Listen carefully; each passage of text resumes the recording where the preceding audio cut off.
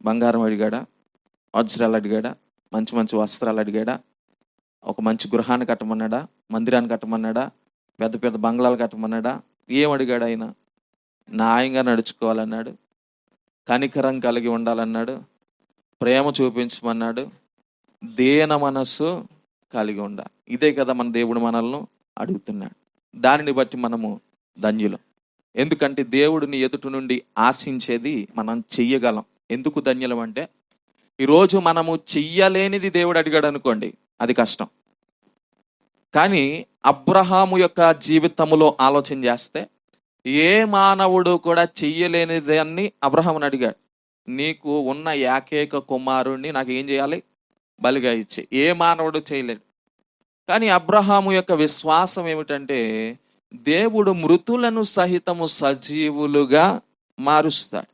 నా కుమారుణ్ణి నేను ఇస్తే దేవుని యొక్క వాగ్దానం ఉన్నది. ఆ వాగ్దానం ఏమిటంటే, నీ సంతానమును ఇసుక రేణువుల వలె నేను చేస్తాను.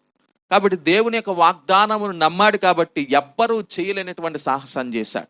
కాబట్టి దేవుడు మనల్ని ఏమడుగుతున్నాడో ఒక్కసారి ఆలోచన చేసి, దేవుడు చెప్పినట్లుగా మనము ప్రవర్తిస్తే ఖచ్చితంగా ఆయన రాకడ సమయంలో ఆయన మనందరినీ కూడా మెచ్చుకోబోతూ ఉన్నాడు.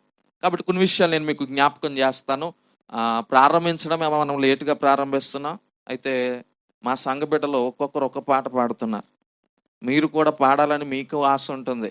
ఒక్కొక్కరు ఒక్కొక్క పాడి పాటలకు ఎక్కువ సమయాన్ని ఇచ్చేస్తున్నాం. కాబట్టి వచ్చే వారం నుండి ముందుగా పెట్టడానికి ప్రయత్నం చేద్దాం. లేకపోతే ఇద్దరిద్దరు కలిసి ఒక్కొక్క పాట పాడడానికి ప్రయత్నం చేద్దాం. ఇలా మనము సమయాన్ని కుదించుకున్నప్పుడు కొన్ని మాటలు మనం వినడానికి అవకాశం ఉంటుంది. ఆ వాక్యం విన్నది మన యొక్క హృదయాల్లో పదిలిపరుచుకుంటాం. కాబట్టి జాగ్రత్తగా ఆలోచన చేయండి. నేను కొన్ని విషయాల మీద నేను పెడతాను. సామెతల గ్రంథం 3వ అధ్యాయము 5వ వచనం. 3వ అధ్యాయము 5వ వచనం. నీ స్వబుద్ధిని ఆధారము చేసుకొనక నీ పూర్ణ హృదయముతో యెహోవాయందు నమ్మకముంచుము. నీ ప్రవర్తన అంతటి యందు ఆయన అధికారమునకు ఒప్పుకొనుము. అప్పుడు ఆయన నీ త్రోవలను సరళము చేయును. చూడండి, ఇక్కడ చదవబడినటువంటి 2 లేఖన భాగాల్లో కూడా 2 వచనాల్లో కూడా ఒక ప్రాముఖ్యమైనటువంటి మాట మనకు కనబడుతూ ఉంది. మానవునికి దగ్గరగా ఉండేటువంటి ఒక మాట. ఆ మాట ఏమిటంటే ఆధారము చేసుకొనక అనేటువంటి మాట. ఏమని చెప్తున్నాడండి? మన సొంత బుద్ధిని, స్వబుద్ధిని ఆధారము చేసుకొనక ఎవరి మీద ఆధారపడమన్నాడు?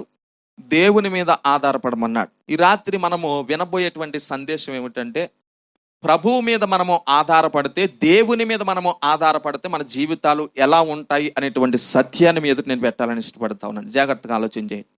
ఆధారపడటములో 3 రకాలైనటువంటి విధానాలు ఉన్నాయి. మొదటిది ఏమిటంటే సొంత బుద్ధి మీద ఆధారపడడం. జాగ్రత్తగా ఆలోచన చేయండి. దేని మీద ఆధారపడడం? మన సొంత తెలివితేటల మీద. చాలాసార్లు మనము వ్యాపారాల్లో దిగేటప్పుడు కానీ, ఏదైనా గృహం కట్టుకునేటప్పుడు కానీ, లేకపోతే ఏదైనా పని జరిగించేటప్పుడు కానీ, ఎక్కడికైనా ప్రయాణం చేసేటప్పుడు కానీ ఎక్కువ శాతం మన సొంత బుద్ధి మీద ఆధారపడతాం. ఇంకా మీకు అర్థం అవ్వాలి అంటే, మీ బిడలకు వివాహం జరిగించేటప్పుడు మీ సొంత బుద్ధి మీద ఆధారపడేటువంటి సమయాలు మీ జీవితాల్లో ఉన్నాయి. ఎందుకంటే ఈ విషయాన్ని నేను చెప్తున్నాను, ప్రతి వ్యక్తి కూడా ఇదే కోణములో ఆలోచన చేస్తున్నాడు. దేవుడు మనకు జ్ఞానాన్ని ఇచ్చాడు. దేవుడు ఇచ్చినటువంటి జ్ఞానాన్ని బట్టి చాలాసార్లు దేవుణ్ణి అడగకుండానే, జాగ్రత్త గమనించండి, దేవుణ్ణి అడగకుండానే మనకు అన్నీ తెలుసు అన్నట్లుగా చాలాసార్లు ఏం చేస్తామంటే మన సొంత తెలివితేటల మీద ఆధారపడిపోతాం. ఏమండి, ఇక్కడ ఆధారపడిన వాళ్ళు లేరంటారా? ఆలోచించే. చాలాసార్లు ఏదైనా వ్యాపారం చేయాలనుకున్నప్పుడు ఆ వ్యాపారమును మనము ప్రారంభించడం బాగానే ప్రారంభిస్తాం. దానిని ముగించేటువంటి సమయం ఏదో ఉన్నదో ఆ ముగింపు సమయం ఎలా ఉంటుందంటే, ఎటు చూసినప్పటికీ అప్పులు భారాలే మిగులుతూ ఉన్నాయి. ఎందుకంటే మన సొంత తెలివితేటల మీద ఏమైపోయామంటే ఆధారపడిపోయాం. ఇది మొదటి విషయం. గనుక ఇక్కడ అంటున్నాడు, నీ స్వబుద్ధిని ఆధారము చేసుకొనుక. ఎవరి మీద నమ్మకం ఉంచాలంట? నీవు ఎవరినైతే ఆరాధిస్తున్నావో ఈ సృష్టికి సృష్టికర్త అయినటువంటి దేవుడు ఉన్నాడు. ఆ దేవుని మీద నీవు నమ్మకం ఉంచగలిగితే, ఆయన మీద ఆధారపడగలిగితే, నీ జీవితము నీవు అనుకున్న రీతిలో ఉండదో, నీవు అనుకున్న దానికంటే రెట్టింపు ఘనతను మన దేవుడు ఇవ్వబోతున్నాడు. దేవునికి మహిమ కలుగును గాక. జాగ్రత్తగా ఆలోచన చేద్దాం. ఇది మొదటి విషయం. రెండవది ఏమిటంటే ఇతరుల మీద ఆధారపడడం. జాగ్రత్తగా ఆలోచన చేయండి. మొదటిగా మన మీద మనం ఆధారపడతాం. అంటే ఆ సమస్యను మనము పరిష్కరించుకోగలమా లేదటువంటి ఒక ఆలోచన మనకు వస్తుంది. అది పరిష్కరించుకోగలమని అడుగులేస్తాం, కానీ అది మన వల్ల అవదు. ఇప్పుడు మనం ఏం చేస్తామంటే మనకంటే సామర్థ్యులను ఎత్తుక్కుంటాం. జాగ్రత్తగా ఆలోచించి, ఈ అప్పు మన ద్వారా తీరదనుకోండి, ఎవరు ఈ అప్పు తీర్చడానికి సహాయం చేస్తారు? ఒక చిన్న ఫీవర్ వచ్చింది అనుకోండి, ఈ కరోనా అయిన తర్వాత అందరికీ ట్యాబ్లెట్స్ పేర్లు తెలిసిపోతున్నాయి. జాగ్రత్తగా ఆలోచించేయండి. కరోనా అయిన తర్వాత, దానికి ముందే ఎవరికి తెలియదు అనుకోండి, ఏదొచ్చినా వెంటనే డాక్టర్ దగ్గరికి వెళ్ళాలి. ఇప్పుడు డోలో 650 అంటాం, పారాసెటమాల్ అంటాం, సిట్రిజన్ అంటాం, ఇవన్నీ మనకు పేర్లు తెలిసిపోతున్నాయి. ఎప్పుడు? దేని మహిమ ద్వారా? కరోనా ద్వారా. మనం అందరం డాక్టర్స్ అయిపోయాం. దేవునికి మహిమ కలుగునుగా. అయితే జాగ్రత్తగా ఆలోచన చేయండి. ఇప్పుడు ఒక చిన్న ట్యాబ్లెట్ పేరు మనకు తెలుసు, ఆ ట్యాబ్లెట్ వేసుకుంటే మనకు జ్వరం పోతుంది. ఆ జ్వరం పోలేదనుకోండి, అది వైరల్ ఫీవర్ అయిపోయింది అనుకోండి, ఇది ఇప్పుడు మన ద్వారా అయ్యే పని కాదు. ఇప్పుడు ఎవరిని ఆశ్రయిస్తాం? డాక్టర్స్ని ఆశ్రయిస్తాం, మనుషుల్ని ఆశ్రయిస్తాం. ఈ మనుషుల్ని ఆశ్రయించిన తర్వాత వారు ఎంతవరకు నయం చేయగలరో నయం చేస్తారు. ఒకవేళ ఆ పరిస్థితి దాటిపోయి ప్లేట్లెట్స్ పడిపోయి అనుకోండి, వారు కూడా చివర్లు అంటారు, దేవుడే దిక్కు. ఏ దిక్కు లేని వాళ్ళకి ఎవరు దిక్కు అంట? ఇప్పుడు దేవుని మీదకి వెళ్ళిపోతాం, దేవుని మీద భారం వేస్తాం. కాబట్టి 3 విషయాలు జాగ్రత్తగా ఆలోచన చేయండి. ఒకటి, మన సొంత బుద్ధి, మన సొంత తెలివితేటల మీద ఆధారపడి మన జీవితాన్ని నడిపించుకుంటాం. దాని ద్వారా ఎలాంటి ప్రయోజనం కూడా మనం పొందుకోలేం. రెండవదిగా అంటున్నాడు, ఇతరుల మీద ఆధారపడడం. దీనికి దేవుని యొక్క వాక్యాన్ని మనం చదివితే కీర్తన గ్రంథం అంటాడు కదా, 60వ కీర్తన 11వ లేఖన భాగం. 60వ కీర్తన 11వ లేఖన భాగంలో చాలా మంచి మాట అక్కడ పలుకుతూ ఉన్నాడు. దయచేసి చదువుకుందాం. మనుషుల సహాయము వ్యర్థము, శత్రువులను జయించుటకు మాకు సహాయము దయచేయము. దేవుని వలన మేము సూర్యకార్యములను జరిగించేదము. మా శత్రువులను అనగద్రొక్కువాడు ఆయనే. దేవునికి మహిమ కలుగును గాక. చాలా మంచి విషయం రాశాడు అక్కడ. జాగ్రత్తగా ఆలోచన చేయండి. ఏంటంట? ఇతరులను ఆశ్రయిస్తే, ఇతరులను నమ్ముకుంటే వారి ద్వారా ఎలాంటి జయాన్ని కూడా మనం పొందుకోలేం. జాగ్రత్తగా ఆలోచన చేయండి. ఎందుకు ఈ విషయం చెప్తున్నానంటే, మీ జీవితాలలో కూడా అనేక సమస్యలు అనేటువంటి వలయాలు ఉన్నాయి. ఈ భూమి మీద ఉన్నటువంటి ప్రతి వ్యక్తి కూడా సమస్యలు కూడా ప్రయాణిస్తున్నాడండి. ఎలా ఉంది అంటే ఈ పరిస్థితి, ఒక సముద్రం ఉంది. ఆ సముద్రములో ఎటు కదలలేనటువంటి పరిస్థితిలో ఒక వ్యక్తి చిక్కుకున్నాడు. ఆ వ్యక్తి ఎలా తప్పించబడతాడు అనేటువంటి ఉద్దేశాన్ని మనం ఆలోచన చేసినప్పుడు, మన బ్రతుకులు కూడా లోకము అనేటువంటి సముద్రములో ఎటు చూసిన సమస్యలు అనేటువంటి వలయంలో చిక్కుకుపోయాం. ఇప్పుడు ఎటు కదలలేనటువంటి పరిస్థితి మనకు ఏర్పడింది. ఇలాంటి సమయంలో శత్రువులు మన మీద పోరాటం చేస్తూ ఉన్నారు, శ్రమలు మన మీద పోరాటం చేస్తూ ఉన్నాయి, అప్పుల భారాలు మన మీద పోరాటం చేస్తూ ఉన్నాయి, రోగము మన మీద ఏలుబడి చేస్తూ ఉంది. ఇలాంటి సమయాల్లో అనిపిస్తుంది చస్తే బాగుండు అనేటువంటి ఉద్దేశాలు మనకు వస్తాయి. జాగ్రత్తగా ఆలోచించండి. ఇలాంటి సమయంలో అందరూ విడిచిపెట్టిన తర్వాత ఎందుకు ఈ బ్రతుకు అనేటువంటి ఉద్దేశాలు వస్తాయి. కానీ దేవుడు సహాయకునిగా ఎవరైతే వారి యొక్క జీవితాల్లో ఆయనను అనుమతిస్తారో, ఆయన ఆహ్వానిస్తారో, ఎవరైతే ఆయనను సహాయకునిగా చేసుకుంటారో, నేనంటున్నాను, మనకుండేటువంటి ప్రతి సమస్య మీద ఆయనే మనకు విజయాన్ని ఇవ్వబోతున్నాడు. దేవునికి మహిమ కలుగును గాక. కీర్తనకారుడు అంటున్నాడు, అయ్యా మా శక్తి సరిపోదు, మా సామర్థ్యత సరిపోదు. ఒకవేళ మేము మనుషుల సహాయమును కోరదామని వెళ్ళామా, ఏ విధమైనటువంటి ప్రయోజనం లేదు. మనుషులు మాకు సహాయం చేయలేరు, దాని ద్వారా ఎలాంటి విజయాన్ని మేము పొందుకోలేము అనేటువంటి ఒక మంచి మాట చెప్పాడు. ఈ 3 మాటలు ఒకసారి నాతో రిపీట్ చేస్తారా? మొదటిది ఏమిటంట? మన స్వబుద్ధి మీద ఆధారపడడం. రెండవదిగా ఇతరుల మీద ఆధారపడడం. మూడవదిగా మన ప్రభువైన యేసుక్రీస్తు వారి మీద ఆధారపడడం. ఈ విషయాన్ని నేను మీదటి పెట్టి నేను నా యొక్క మాటలు ముగించాలని ఇష్టపడతా ఉన్నాను. చూడండి, నిర్గమకాండం 14వ అధ్యాయము. ఇక్కడ చాలా మంచి విషయాలు రాయబడ్డాయి. నిర్గమకాండము 14వ అధ్యాయము 11వ వచనం నుండి చదువుకుందాం. 11వ వచనం నుండి. అంతట వారు మోషేతో, ఐగుప్తులో సమాధులు లేవని ఈ అరణ్యములో చచ్చుటకు మమ్మును రప్పించితివా? మమ్మును ఐగుప్తులో నుండి బయటకు రప్పించి మమ్మును ఇట్లా చేయనేలా మా జోలికి రావద్దు, ఐగుప్తీయులకు దాసుల మగుదమని ఐగుప్తులో మేము నీతో చెప్పిన మాట ఇదే కదా. చాలండి, చాలా. ఒకటి కాదంట, రెండు కాదంట, ఇంచుమించుగా 400 సంవత్సరాల పాటు ఐగుప్తు దేశంలో బానిసలుగా ఉన్నారు. ఎవరండి? ఎవరు బానిసలుగా ఉన్నారు? ఎవరు బానిసలుగా? ఇశ్రాయేలీలు ఐగుప్తీయులకు బానిసలుగా. ఎన్ని సంవత్సరాలంట? 400 సంవత్సరాలు. అనగా 4 తరాలు. ఎన్ని తరాలు? కొడుకు పుట్టాడంట, ఆ కొడుకు తర్వాత ఆ కొడుకుకి ఇంకో కుమారుడు పుట్టాడంట. అంటే ముత్తాత, తాత, నాన్న, మనవడు, వీళ్ళందరి తరాలు ఎక్కడ గడిచిపోయి ఈ వేదన భరించలేకపోతున్నారు. గొడ్డు చాకరీ అండి. ఆలోచన చేయండి. ఏదైనా ఒక చిన్న పని మనకు తగిలింది అనుకోండి, వాళ్ళ మీద చిరెత్తిపోతాం, వీళ్ళ మీద చిరెత్తిపోతాం. ఎందుకురా బాబు ఈ బ్రతుకు అనుకుంటాం. ఎన్ని సంవత్సరాలంట? 400 సంవత్సరాలు. ఎవరితో చెప్పుకోవాలో అర్థం కాల. ఈ 400 సంవత్సరాలు ముగించబడినటువంటి సమయంలో దేవునికి మొరపెడుతున్నారు, అయ్యా మమ్మల్ని విడిపించండి అయ్యా, ఈ వేదన మేము భరించలేకపోతున్నాం. దాసుని యొక్క వేదన ఎలా ఉంటుందో, దాసులుగా ఉండేటువంటి దాస్యత్వం ఎలా ఉంటుందో బైబిల్ వివరించింది. జాగ్రత్తగా ఆలోచన చేయండి. వారి యొక్క జీవిత విధానం చాలా హీనమైనదండి. అలాంటి విధానములో గొడ్డి చాకిరిలో ఉన్నటువంటి వారిని దేవుడు, వారు ప్రార్థించగా మోషే అనే ఒక నాయకుడిని ఎన్నుకున్నాడు దేవుడు. ఆ నాయకుడిని ఎన్నుకొని వారందరినీ విడిపించాడంట, విడిపించి నడిపించాడంట. నడిపించినటువంటి సమయంలో ఎదురుగా ఎర్ర సముద్రం ఉందంట, వెనకేమో ఫరో సైన్యమో తరుముకుంటూ వస్తుంది. ఎందుకు ఇక్కడ వారు ఇంత భయంకరమైనటువంటి మాట పలుకుతున్నారు?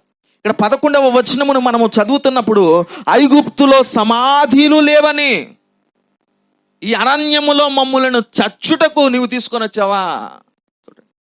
ఇప్పుడు మనం అందరం ఇక్కడ ఆరాధన చేస్తున్నాము. ఆరాధన చేసినప్పుడు అనుకోలేనటువంటి ఒక ప్రమాదం ఇక్కడ జోడు చేసుకుంది అనుకోండి. ఏ సింహం ఏ పులి వచ్చింది అనుకోండి, వస్తాయండి ఇక్కడికి. పొరపాటున వచ్చింది అనుకోండి, మనం వెంటనే అంటాం, ఏమ్మా మహేశ్వరి, మేము ఇంటి దగ్గర ఉండడం నీకు ఇష్టం లేదేంటమ్మా, ఇక్కడ తీసుకొచ్చి కూర్చోబెట్టాం. ఏమంటాం? ఇక్కడ తీసుకొచ్చి కూర్చోబెట్టాం, ఇక్కడ చూస్తే మాకేమన్నా, మా ఇంటి దగ్గర ఏమన్నా మేము క్షేమంగా ఉండడానికి నీకు ఇష్టం లేదేంటమ్మా. ఇప్పుడు ఈ ప్రజలందరూ ఎలా అంటున్నారు? మీరు అలాంటి వాళ్ళు కాదనుకోండి, జాగ్రత్తగా ఆలోచన. ఇప్పుడు ఈ ప్రజలందరూ ఏమంటున్నారంట? ఈ ప్రజలందరూ ఏమంటున్నారు? మేము ఐగుప్తులో దాసులుగానే ఉంటే బాగుంటుంది కదా, అదే మాకు మేలు కదా, ఎందుకు ఇక్కడ తీసుకొని వచ్చి మమ్మల్ని శవాలుగా మార్చాలనేటువంటి ఉద్దేశాన్ని కలిగి ఉన్నాం మోషే. ఎంత గొప్ప నింద పడిందండి. అంటే ఇప్పుడు వీళ్ళు ఎవరి మీద ఆధారపడుతున్నారు ఆలోచన చేయండి. ఎప్పుడు మానవునికి భయం స్టార్ట్ అవుతుందో తెలుసా? వారి మీద వారు ఆధారపడినప్పుడు ఒకటి, రెండవదిగా వారి వలన ఏ విధమైనటువంటి ప్రయోజనము లేదు అని వారు ఎప్పుడైతే అనుకుంటారో వారిని వారు కాపాడుకోలేరు అనేటువంటి ఉద్దేశం ప్రారంభమైనప్పుడు భయం ఏర్పడుతుంది. వీరందరూ భయపడిపోతున్నారంట. ఎందుకంటే వెనకేమో ఫరో సైన్యము. ఒక చిన్న సామెత ఉంటుంది కదా, ముందు నుయ్యి వెనక్కు. ముందుకెళ్తే ఎక్కడ పడతాం? నూతులు పడతాం. వెనక్కి వెళ్తే ఇదేంటి పాస్టర్ గారు, నూతులు గోతులు ఎక్కడున్నాయండి, ఇప్పుడు అన్ని బోర్లు వచ్చేసాయి కదా. అంటే పరిస్థితి ఎలా ఉంటుందంటే ఎటు కదలలేవండి. ఇప్పుడు వెనక్కి వెళ్ళిపోద్దాం అంటే వెనకాల ఎవరు తరుముకు వస్తున్నారంట, ముందుకు వెళ్ళిపోద్దామంటే ఎర్ర సముద్రం తరుముకు వస్తుందంట. అటు ఇటు కాలైనటువంటి పరిస్థితుల్లో ఉన్నా. ఇప్పుడు అంటున్నారు మోసేతో, ఎందుకు నాయన మమ్మల్ని తీసుకొచ్చా, అక్కడే ఉంటే ఏ కష్టమో నష్టమో ఏదో కక్క ముక్కో దొరుకుద్ది కదా, ఎందుకు ఇక్కడ మేము చచ్చిపోవడానికి మమ్మల్ని తీసుకొచ్చావా? అంటే ఈ స్టోరీ మన అందరికీ తెలిసిందే. దీన్ని మీకు అర్థం అవ్వడానికి మరింతగా నేను జ్ఞాపకం చేస్తా ఉన్నాను. జాగ్రత్తగా ఆలోచించేయండి. ఎందుకు ఇంతగా వేదన పడాల్సినటువంటి పరిస్థితి వచ్చిందంటే, వీరు దేవుడు కార్యం చేస్తారు. అప్పటికే దేవుడు ఇంచుమించుగా ఐగుప్తీయుల మీదకి 10 తెగులు తీసుకొని వచ్చాడంట. ఎన్ని తెగుళ్ళు అండి? 10 తెగులు తీసుకొని వచ్చాడంట. అయినప్పటికీ దేవుడు ఇలాంటి కార్యాన్ని చేస్తాడు అనేటువంటి విధానం వారిలో ఉండిపోయింది. కాబట్టి అంటున్నారు మోషేతో, అయ్యా మాకు సమాధి లేవనుకున్నావా? ఈ మాట చూడండి, ఇంకా మనము చదివితే అక్కడ చాలా ప్రాముఖ్యమైనటువంటి మాటలు రాయబడ్డాయి. చూడండి 13వ వచనం ఒకసారి చదవండి. 13వ వచనం, అందుకు మోషే భయపడకుడి, యెహోవా మీకు నేడు కలుగజేయు రక్షణను మీరు ఓరక నిలుచుండి చూడుడి. మీరు నేడు చూచిన ఐగుప్తీయులను ఇక మీదట మరి ఎన్నడను చూడరు. ఒకవేళ నేను బహుశా అంటున్నాను, ఇక్కడ దేవుని సేవకుడైనటువంటి మోషే ఒక్కడే దేవుని మీద ఆధారపడుతున్నాడు. జాగ్రత్తగా ఆలోచించి. ప్రజలందరూ కూడా ప్రాణభీతితో భయభీతితో ఉండిపోయారండి. మేము చనిపోతామేమో, మా ప్రాణాలు ఇక్కడతోనే మా యొక్క జీవితం ముగించబడుతుందేమో అనేటువంటి ఆలోచనతో ప్రజలందరూ ఉన్నారు. కానీ మోషే ప్రజలను కాదంట, సమస్యను కాదంట, ఎర్ర సముద్రాన్ని కాదంట, ఫరో యొక్క సైన్యమును కాదంట, సజీవుడైనటువంటి సృష్టికర్త అయినటువంటి దేవుణ్ణి చూడడం ప్రారంభించాడు. ఆ దేవుణ్ణి చూస్తున్నాడు గనక మీరు ఓరకనే ఉండండి. ఇప్పుడు మనకు ఒక ప్రశ్న రావాలి, ఇదేంటి మహేశ్వర్ గారు, పులస్తే ఊరకనే ఎలా ఉంటాం? ఎలాగా? పులస్తే ఊరకనే ఎలా ఉంటాం? సింహం వస్తే ఊరకనే ఎలా ఉంటాం? అదేమైనా మన ఫ్రెండా మనతో కలిసి మాట్లాడడానికి? వెనకాల ఎవరు తరుముకు వస్తున్నారు? ఇప్పుడు వీళ్ళ పరిస్థితి ఎలా ఉంది? మోసే ఏమంటున్నాడు? గాబర పడవద్దు, ఓరకనే ఉండండి, కంగార పడద్దు. ఎందుకు అంటే మన దేవుడు సమర్థుడు, ఆయన మనల్ని రక్షించడానికి సమర్థుడు. చూడండి, షడ్రకు మేషకు అంటారు కదా, మేము మా ప్రాణాలు పోయిన ఈ ప్రతిమకు నమస్కరించము. ఎందుకో తెలుసా? మా దేవుడు ఈ వేడిమి కలిగినటువంటి అగ్ని నుండి రక్షించుటకు సమర్థుడు. ఈరోజు మన దేవుడు ఎలాంటి వాడో తెలుసా? ఎర్ర సముద్రము అనేటువంటి సమస్య ఒకవేళ నీ ముందు ఉండొచ్చు, ఫరో సైన్యము లాంటి సమస్య నీ వెనక ఉండొచ్చు, కానీ వీటి కంటే అత్యధికముగా నీకు విజయాన్ని కలుగజేసేటువంటి దేవుడు నీకున్నాడు. ఎర్ర సముద్రమును ఆయన పాయల చేయగలడు అనేటువంటి ధైర్యం ఎవరికి ఉందంట? మోషేకుంది. మీరు ఓరకనే ఉండండి.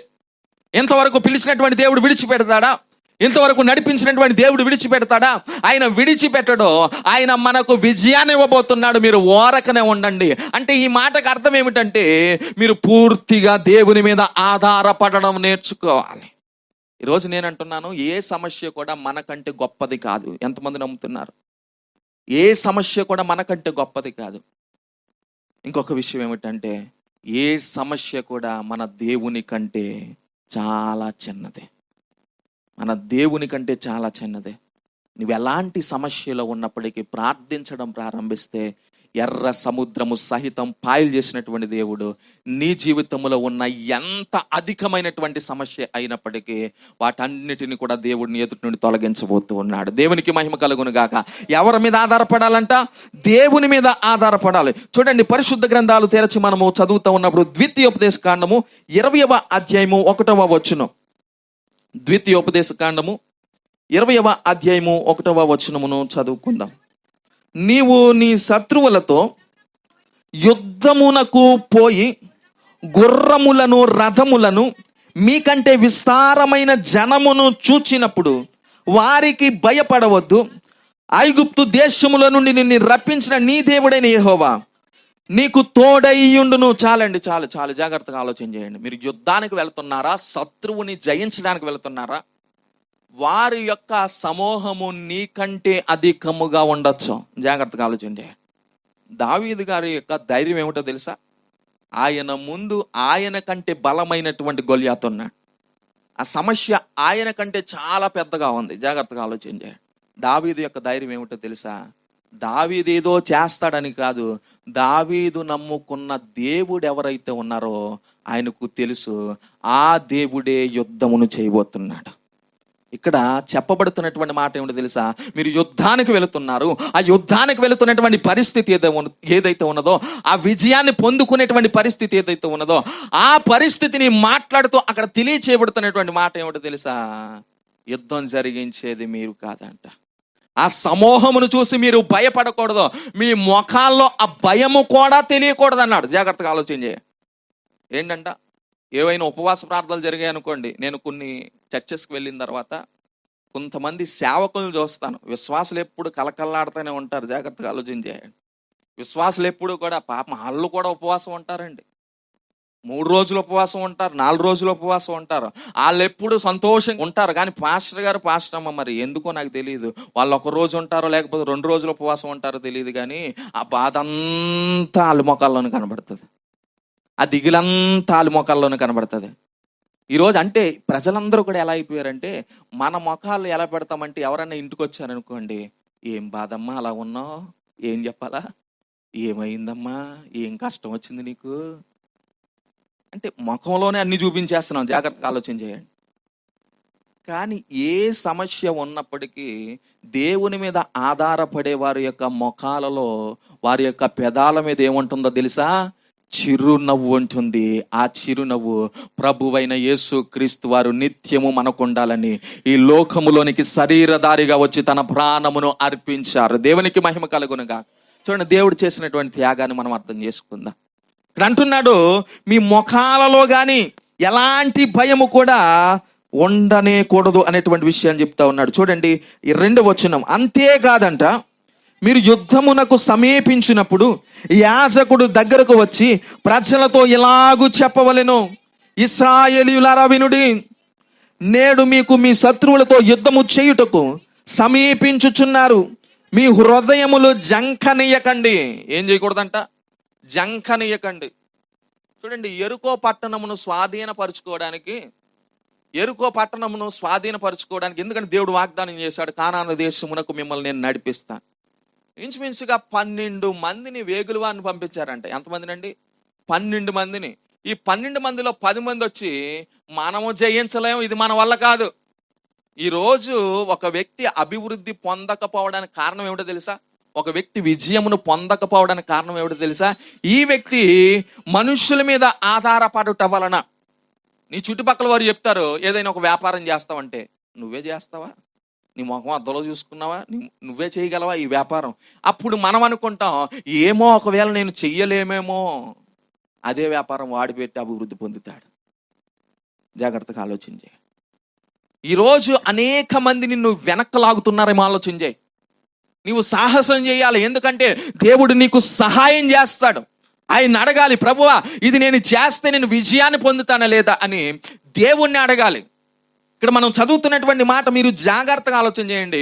మీ హృదయములను జంకనీయకూడదంట. ఏం చేయకూడదంట? జంకనీయకూడదంట. భయము అనేది మీలో కనబడకూడదంట. ఎందుకు అంటే అక్కడ ఒక యాజకుడు వచ్చి చెప్పాలంట, యుద్ధమునకు వెళ్ళే ముందు ఏమిటో తెలుసా? మీ దేవుడైన యెహోవా మీకు తోడుగా ఉన్నాడు. ఎవరు తోడుగా ఉన్నారంట? మన దేవుడు మనకు తోడుగా ఉన్నారండి. భయం ఉండకూడదు ఒక క్రైస్తవునికి. ఎందుకు భయం ఉండకూడదంటే, ఈరోజు ప్రతి వ్యక్తిని కూడా ఏలుబడి చేసేది ఏదైనా ఉన్నది అంటే భయమే. ఎంతమంది నమ్ముతున్నారు ఈ మాట? సరే, ఇక్కడ ఉన్న వాళ్ళే. 7 అయిన తర్వాత ఎంతమంది బయటకు వెళ్తారు? 7 అయిన తర్వాత ఎంతండి? 7. అందరు ఇక్కడ ఉన్నారా? రాత్రి 7 అయిన తర్వాత ఎంతమంది బయటకు వెళ్తారు? ఒకసారి వెళ్తే ఒకసారి చెయ్యెత్తారా? 7 అయిన తర్వాత. అమ్మా 7 అయిన తర్వాత కూడా వెళ్ళరా బయటికి? వెళ్తారా? ఒకసారి చెయ్యెత్తండి. సరే, 8 అయిన తర్వాత, 9 అయిన తర్వాత, 10 అయిన తర్వాత, 11 అయిన తర్వాత, 12 అయిన తర్వాత, అమ్మ 1 గంట తర్వాత నేను వస్తాను ప్రార్థన చేయడానికి. ఎవరన్నా వస్తారు నాతో? 1 గంటకి దయ్యం పట్టుకున్న మనిషి దగ్గరికి, సమాధుల్లోకి రారా? వచ్చేస్తారు. ఎందుకంటే ఈ భయం అనేది ఎప్పుడు స్టార్ట్ అవుతుందో తెలుసా? ఒంటరిగా ఉన్నప్పుడు. ఎప్పుడంట? మన బలము తక్కువ అని ఎప్పుడైతే భావిస్తామో అప్పుడు అపవాది నిన్ను ఏలుబడి చేస్తాడు. ఇది ఎంతమంది తెలుసు? సరే, ఇందాక నేను అడిగాను కదా, పాస్టర్ గారు బాగా జ్ఞాపకం చేశారు. 7 అయిన తర్వాత, 8 అయిన తర్వాత. ఇప్పుడు దేవుని మందిరంలో పాట పాడమని చాలా మందిని అడుగుతాం.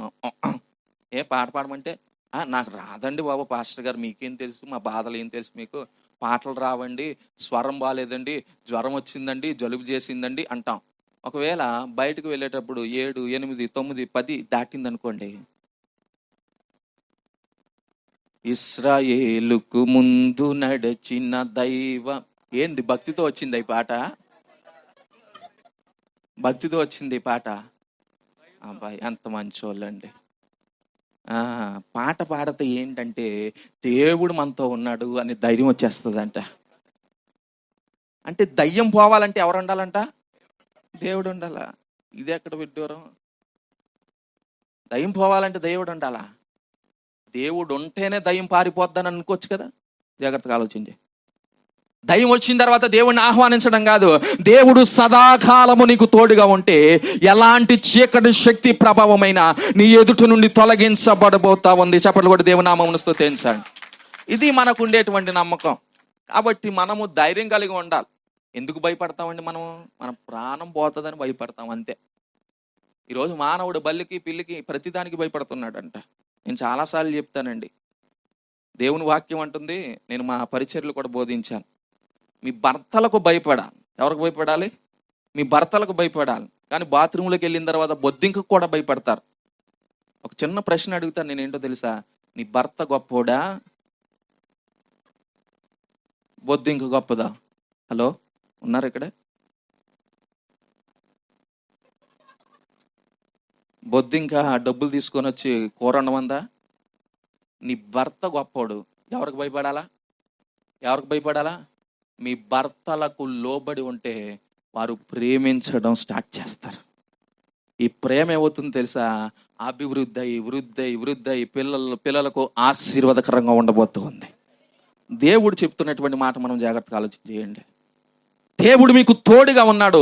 మీరు ఎలాంటి ప్రయాణమైనా చేయండి, దేవుడు మీకు విజయాన్ని ఇస్తాడు. చూడండి ఎంత ఆధిక్యత అండి. తోడుంటే భయం ఉండదని ఎంతమంది నమ్ముతున్నారు? ఈ వివాహ వ్యవస్థను కూడా, మీరు ఈ వివాహ వ్యవస్థను కూడా ఆలోచన చేయండి. ఒంటరిగా ఉన్నప్పుడు ఎన్నో ఆలోచనలు, కానీ దేవుడు సాటి అయినటువంటి సహాయం ఇచ్చిన తర్వాత ఏమండి, ఆ వివాహం అయిన తర్వాత అత్తమామలు రానివ్వరంట. జాగ్రత్తగా ఆలోచన చేయండి. మాకు ఫ్రీడమ్ కావాలి. ఏం కావాలి? ఒరే 10 అయ్యిందిరా, ఇద్దరే ఉంటారా అంటే నో, ఫ్రీడమ్ కావాలి. ఏం కావాలి? ఫ్రీడమ్ కావాలి. మాకు ఏకాంతం కావాలి. మరి ఇప్పుడు వరకు ఒక్కడవే ఉన్నావని ఆడికి ఫోన్ చేసావు, ఈడికి ఫోన్ చేసావు, తల్లిదండ్రులు మా దగ్గరే పడుకోమన్నావు. ఇప్పుడు ఏమైంది అంటే, ఒక్కరు ఉన్నప్పుడు భయం ఉంటుంది, ఒక్కరు కాస్త ఇద్దరైనప్పుడు భయం ఉండదంట మనకు. నేనంటున్నాను, ఆ రెండవ వ్యక్తి ఎవరో కాదు, నీ దేవుడైనటువంటి యెహోవా నీకు తోడుగా ఉంటే నీ వెళ్ళు చోటనంత విజయాన్ని పొందుకోబోతున్నావు. దేవునికి మహిమ కలుగును గాక. జాగ్రత్తగా, నేను కొన్ని విషయాలు చెప్పి నా యొక్క మాటలు నేను ముగించాలని ఇష్టపడతా ఉన్నాను, కానీ టైం అయిపోయింది. ఏమైపోయిందంట? టైం అయిపోయింది. కానీ ఒక్క విషయాన్ని నేను చెప్తాను, జాగ్రత్తగా మీరు ఆలోచన చేయండి.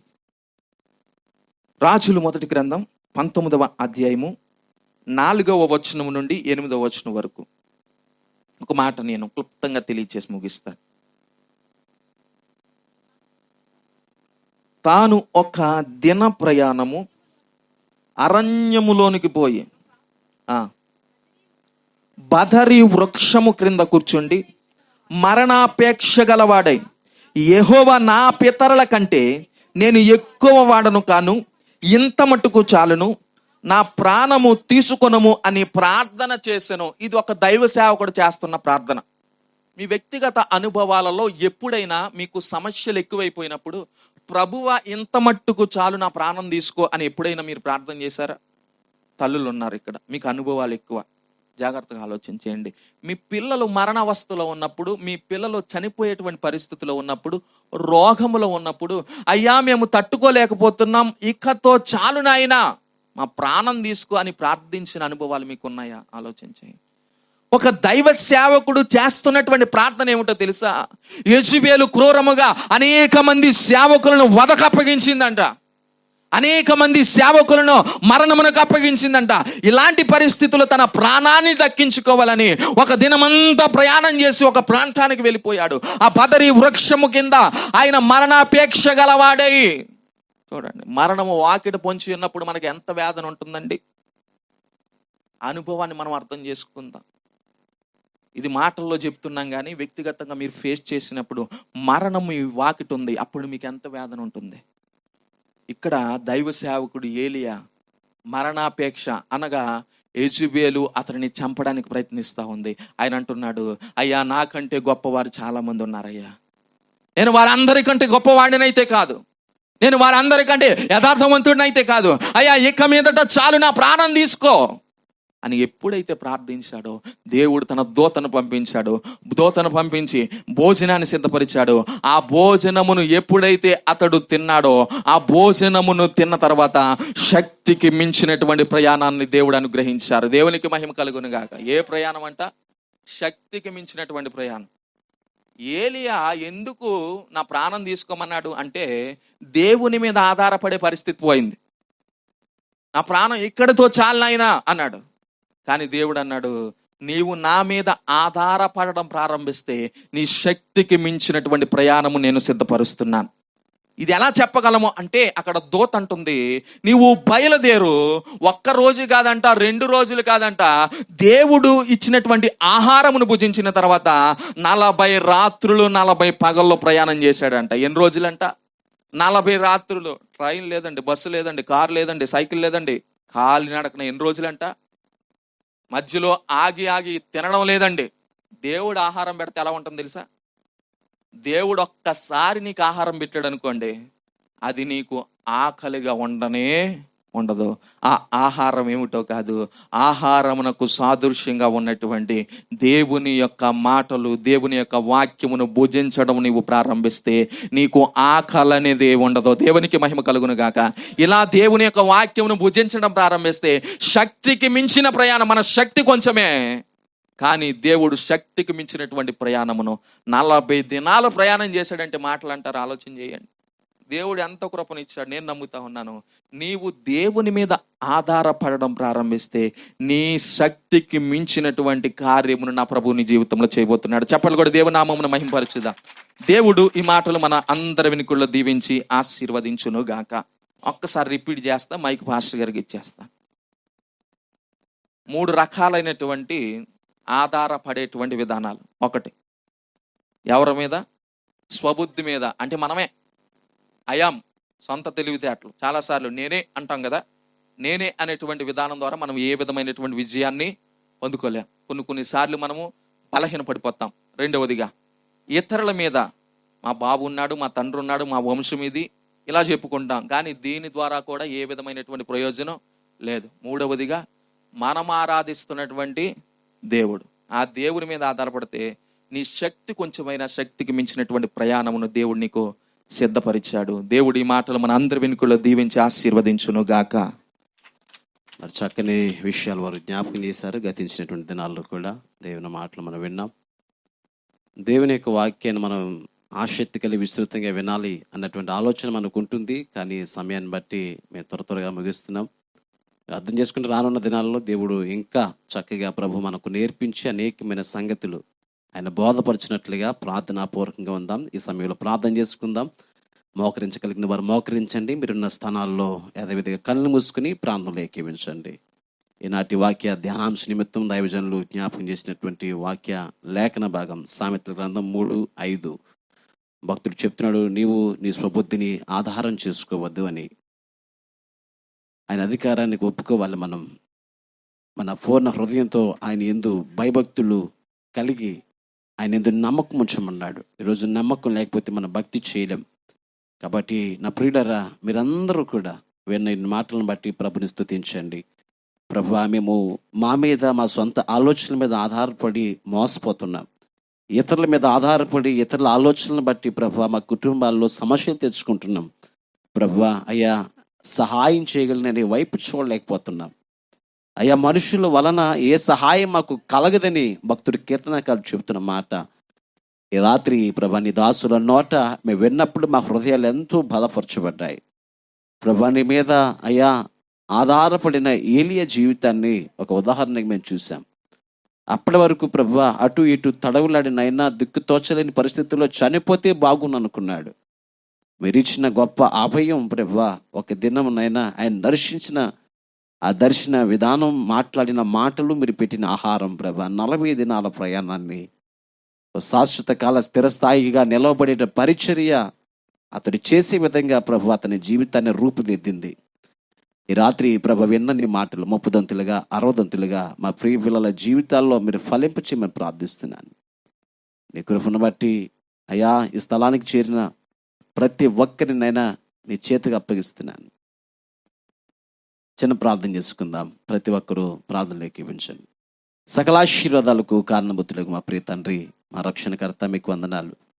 అయ్యా, ఈ స్థలంలో కొద్దివారిగా చిన్న సమాజంగా మీరు కూడుకున్నప్పటికీ నీ కృపను బట్టి ఎంతగానో మీరు మమ్మల్ని బలపరిచారు. పాడిన పాటల్లో, వాయిద్యముల్లో, మైకంతరంగం, విద్యుత్ విషయంలో కృప చూపారు. అయా, సాక్ష్యాలు కూడా మా ప్రియబిడ్డలు వారి హృదయ వేదన, వారికి తలంపులు, వారి ఉద్దేశాలు అయా నీ సన్నిధిలో వారు పెట్టినప్పుడు వారికి నాయన వారి కొరకు మేము ప్రార్థిస్తున్నాం. అయా, వారికి ఉన్నటువంటి ప్రతి అయా ఆర్థికపరమైన, కుటుంబపరమైన సమస్యలను విడుదల కలిగజేసి వారి జీవితాల్లో ప్రభునైనా నీ యొక్క ద్వారములు తెరవమని ప్రార్థిస్తున్నాను. అయ్యా విన్న నీ మాటలు మా ప్రియ బిడ్డలందరికీ దీవెనకరంగా ఆశీర్వాదకరంగా ఉన్నట్లు సహాయం చేయమని, ఈ పరిచర్య నానాటికి అభివృద్ధి చెందుతూ ప్రభువా అయ్యా నాయన తండ్రి, బిడ్డల నాయన తండ్రి తరాలన్నీ కూడా ఇందులో ఫలించడానికి సహాయం చేయమని, ఈ కుటుంబాలన్నింటినీ మరొకసారి నీ చేతులకు అప్పగిస్తూ నజరేయుడైన యేసు నామములో ప్రార్థన అడిగి వేడుకొంచున్నాము తండ్రి. ఆమేన్. యేసు రక్తమే క్షయం, ప్రవేశు రక్తమే క్షయం, ప్రవేశు నామం సంపూర్ణ విజయం, అపవాది క్రియలకు అనంత నాశనం కలుగునుగాక. ఆమేన్. మన తండ్రి అయిన దేవుని ప్రేమ, కుమారుడైన యేసుక్రీస్తు వారి కృప, పరిశుద్ధాత్మ దేవుని యొక్క అన్యోన్య సహవాసం, సన్నిధి కూడిన మనకు సంఘమునకు సకల పరిశుద్ధులకు సదాకాలము తోడే నడిపించునుగాక. ఆమేన్. ఆమేన్. అందరికీ వందనాలండి. అందరికీ వందనాలు.